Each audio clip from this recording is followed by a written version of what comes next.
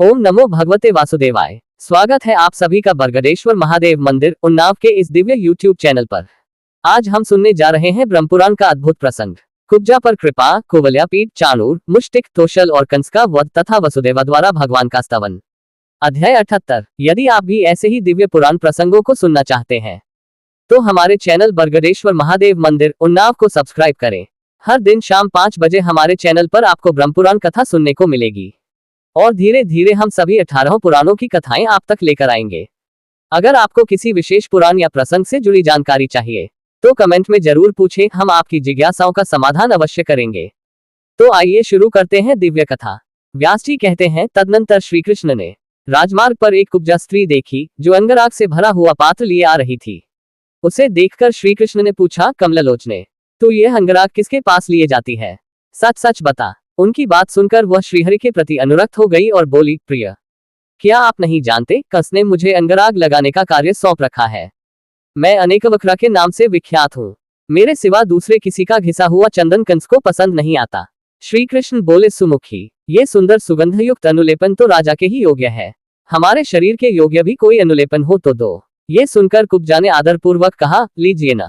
फिर उन दोनों को उनके शरीर के अनुरूप चंदन आदि अनुलेप प्रदान किया। कुब्जा ने ही उनके कपोल आदि अंगों में पत्रभंगी रचना पूर्वक अंगराग लगाया। इससे वे दोनों पुरुष रत्न इंद्रधनुष के साथ शोभा पाने वाले श्वेत श्याम मेघों के समान सुशोभित हुए। तत्पश्चात उल्लापन विधि कुब्जत्व दूर करने की क्रिया के जानने वाले श्री कृष्ण ने उसकी ठोड़ी में अपने हाथ की 2 उंगलियां लगा दी और उसे उचकाकर ऊपर की ओर खींचा। साथ ही उसके पैर अपने दोनों पैरों से दबा लिए। इस प्रकार केशव ने उसके शरीर को सीधा कर दिया।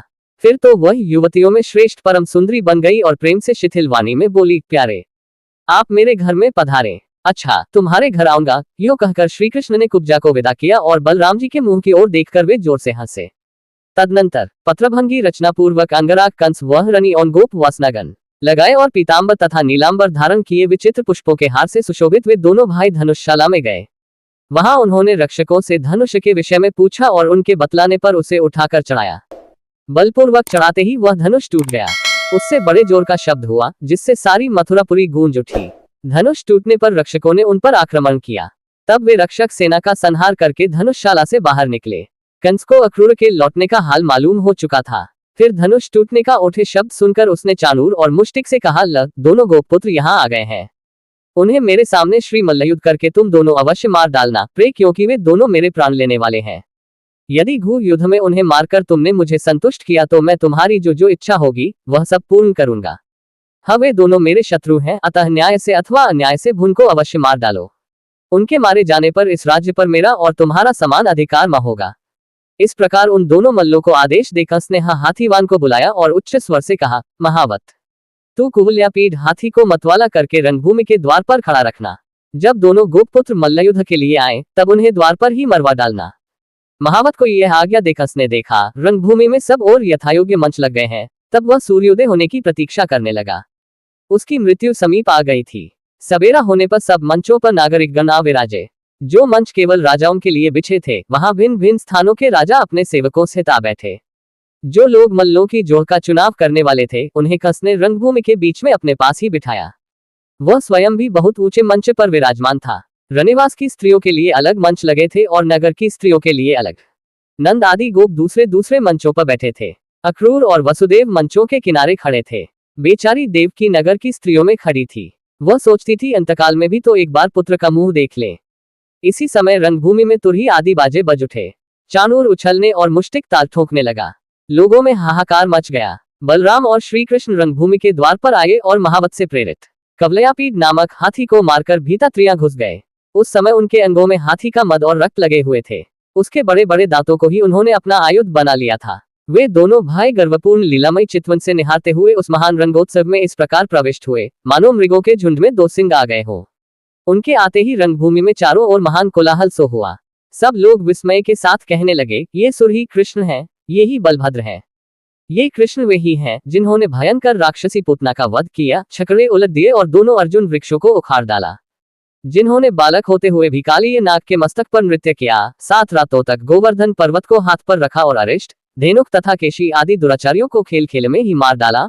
वे ही ये श्री कृष्ण दिखाई देते हैं और ये जो दूसरे महाबाहु युवतियों के मन और ननों को आनंद देते हुए लीलापूर्वक आगे आगे चल रहे हैं, वे श्री कृष्ण के बड़े भाई बलदेव जी हैं। पौराणिक रहस्य को जानने वाले विद्वान पुरुष इन्हीं गोपाल के विषय में यो कहते हैं कि ये शोकसागर में डूबे हुए यदुवंश का उद्धार करेंगे। निश्चय ही ये सबको जन्म देने वाले सर्वभूत स्वरूप भगवान विष्णु के अंश हैं, जो पृथ्वी का भार उतारने के लिए अवतीर्ण हुए हैं।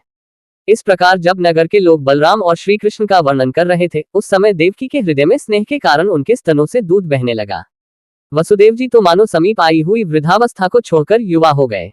उनकी दृष्टि अपने दोनों पुत्रों पर ही लगी हुई थी, मानो वे ही उनके लिए महान उत्सव हो।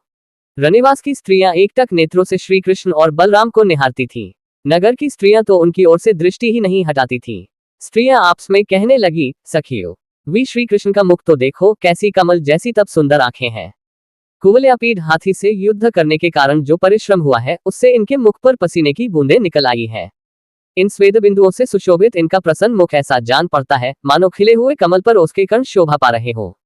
इस मनोहर मुख की झांकी करके आज अपना जन्म सफल कर लो। आहा भामिनी, इस बालक के वक्ष स्थल पर तो दृष्टिपात करो।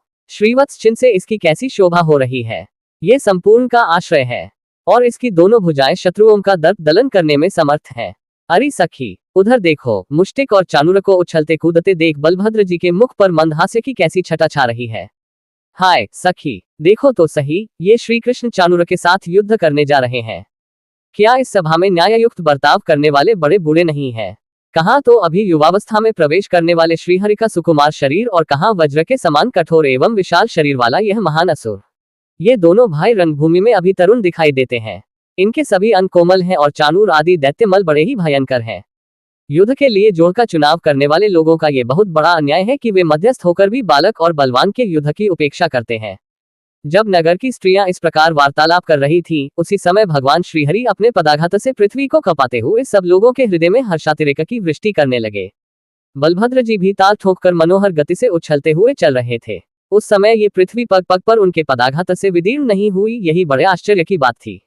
तदनंतर अमित पराक्रमी श्री कृष्ण चाणूर के साथ कुश्ती लड़ने लगे तथा मल्लयुद्ध की विद्या में कुशल मुष्टिक दैत्य बलदेव जी के साथ भिड़ गया। श्री कृष्ण चाणूर के साथ परस्पर भिड़कर, नीचे गिराकर, उछालकर, घूंसे और वज्र के समान कोहनी से मारकर, पैरों से ठोकरें देकर तथा एक दूसरे के शरीर को रगड़कर लड़ने लगे। इस तरह उन दोनों में बड़ा भारी युद्ध हुआ। उस युद्ध में यद्यपि किसी अस्त्र शस्त्र का प्रयोग नहीं होता था, तो भी वह अत्यंत घोर एवं भयंकर था। अपने बल और प्राण शक्ति से ही साध्य था। ज्यो ज्यो चाणूर श्रीहरि के साथ युद्ध करता, त्यों ही त्यों उसकी प्राण शक्ति घटती जाती थी। जगन्मय श्री कृष्ण भी उसके साथ लीलापूर्वक युद्ध करने लगे। वह परिश्रम से थक गया था, अतः क्रोधपूर्वक श्री कृष्ण के हाथ पर हाथ मार रहा था। कंस ने देखा श्री कृष्ण का बल बढ़ रहा है और चाणूर थकता जा रहा है। कुपित होकर उसने बाजे बंद करा दिए। इसी समय आकाश में देवताओं के अनेक प्रकार के बाजे बज उठे। अदृश्य भाव से खड़े हुए देवता हर्ष में भरकर भगवान की स्तुति करते हुए बोले, केशव, चाणूर दानव को मार डालिए, गोविंद आपकी जय हो। श्री कृष्ण देर तक चाणूर के साथ खिलवाड़ करते रहे, फिर उसे मार डालने के लिए सचेष्ट हुए और दैत्य को उठाकर आकाश में घुमाने लगे। घुमाते समय ही उसके प्राण पखेरु उड़ गए। भगवान ने उसे 100 बार घुमाकर पृथ्वी पर पटक दिया। चाणूर के 100 टुकड़े हो गए। उसके रक्त की धारा से अखाड़े में गहरी कीचड़ हो गई। महाबली बलदेव जी भी उतनी देर तक मुष्टिका के साथ लड़ते रहे। अंत में उन्होंने भी उस दैत्य के मस्तक पर मुक्के का प्रहार किया और छाती में घुटने से आघात करके उसे पृथ्वी पर गिरा दिया। फिर अपने शरीर से रगड़कर उसका कचूमर निकाल दिया। उसकी जीवन लीला समाप्त हो गई। तत्पश्चात श्री कृष्ण ने पुनः महाबली मल्लराज तोशल को बाएं घूंसे की चोट से मार गिराया। चाणूर, मुष्टिक और तोशल के मारे जाने पर शेष पहलवान भाग खड़े हुए। उस समय श्री कृष्ण और बलभद्र रंगभूमि में समवयस्क ग्वालबालों को साथ ले हर्ष में भरकर उछलने कूदने लगे। ये देख कंस की आंखें क्रोध से लाल हो गईं। उसने अपने सेवकों को आज्ञा दी, इन दोनों ग्वालों को बलपूर्वक रंगशाला से बाहर निकाल दो। पापी नंद को भी पकड़कर तुरंत बेड़ियों में जकड़ दो। वसुदेव को भी उसकी वृद्धता का विचार न रखते हुए कठोर दंड देकर मार डालो। ये जो ग्वाल बाल श्री कृष्ण के साथ उछल रहे हैं, इन सब की गोए छीन लो और इनके घर में जो कुछ भी धन संपत्ति हो, उसे लूट लो। कंस को इस प्रकार आदेश देते देख भगवान मधुसूदन हंस पड़े। वे उछलकर मंच पर जा चढ़े। राजा का मुकुट पृथ्वी पर गिर पड़ा। श्री कृष्ण ने उसके केश पकड़ लिए और उसे पृथ्वी पर गिराकर स्वयं भी उसी पर कूद पड़े। वे संपूर्ण जगत का भार लेकर उसके ऊपर कूदे थे, इसलिए उसके प्राण निकल गए। उग्रसेन कुमार राजा कंस संसार में चल बसा। मरने पर भी श्री कृष्ण ने उसके मस्तक के बाल पकड़कर उसके शरीर को रंगभूमि में घसीटा। कंस के पकड़े जाने पर उसका भाई सुनामा क्रोध में भरकर आया, किंतु बलभद्र जी ने उसे खेल में ही मार गिराया। मथुरा का महाराज कंस श्री कृष्ण के हाथ से अवहेलनापूर्वक मारा गया, ये देखकर रंगभूमि में आए हुए सब लोग हाहाकार करने लगे। तदनंतर श्री कृष्ण ने शीघ्र जाकर वसुदेव और देवकी के चरण पकड़ लिए। बलदेव जी ने भी उनका साथ दिया। वसुदेव और देवकी ने श्री कृष्ण को उठाया और जन्मकाल में उन्होंने जो बातें कही थी उन्हें याद करके स्वयं ही प्रणाम करने लगे। वसुदेव जी बोले, देवदेवेश्वर, आप मुझ पर प्रसन्न होइए। प्रभु, आप देवताओं में सर्वश्रेष्ठ हैं। केशव, आपने हम दोनों पर कृपा करके ही हम दोनों का उद्धार किया है। हमारी आराधना से भगवान ने जो दुराचारी दैत्यों का वध करने के लिए हमारे घर में अवतार लिया, इससे हमारा कुल पवित्र हो गया। सर्वात्मन, आप ही संपूर्ण भूतों के अंत हैं, आप में ही सबका लय होता है। आप समस्त प्राणियों के भीतर विराजमान हैं। आपसे ही भूत और भविष्य की प्रवृत्ति हुई है। सर्वदेव में अच्युत अचिंत्य परमेश्वर, यज्ञ में आपका ही यजन किया जाता है। परमेश्वर, आप ही यज्ञ हैं और आप ही यज्ञों के कर्ता धर्ता हैं।